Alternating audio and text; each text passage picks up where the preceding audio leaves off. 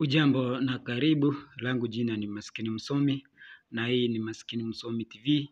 Lengo langu kuu ni kuhakikisha kwamba unapata uhondo kamili ambao unatokea nje na ndani ya nchi. Taarifa ambayo inatembea kwenye mitandao ya kijamii ni kwamba msanii wa muziki wa bongo kutokea nchini Tanzania, Diamond Platnumz, ameonyesha kuvutiwa tena na video Vixen alafu anayefahamika kama Mswaki ambaye alifanya naye kazi kwenye wimbo wake wa Yatapita, na sasa amemtumia kwenye wimbo wake mpya ambaye unafahamika kama Sumari.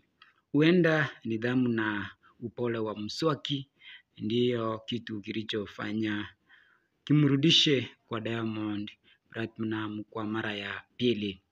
Tunaambiwa ya kwamba video Vixen ambaye anafahamika kama Mswaki ni mwanadada fulani ambaye alifanya kazi nzuri kipindi ambacho anaandaa video ya Yatapita, na hiyo ngoma likafanya vizuri ambalo limemfanya Diamond Platinum tena kumtafuta Mswaki kufanya naye kazi kwa mara ya pili katika wimbo wake mpya wa Diamond ambao unaitwa Msumari. Hayo ndio mambo ambayo nimekuandalia kwa sasa. Lengo langu ni kuhakikisha kwamba unapata uhondo wote ambao unatokea nje na ndani ya nje, kisha ya kwamba una subscribe kwenye hii channel ndio tuende pamoja, na kutakia siku njema.